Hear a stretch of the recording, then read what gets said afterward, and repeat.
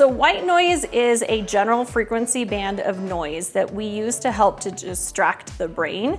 Particularly, we use this with tinnitus patients. With tinnitus patients, if there's no other noise in the room, all they focus on is that noise. So by putting some white noise into the area, it helps distract the brain so they're not focused on their tinnitus and they can go along with their daily lives.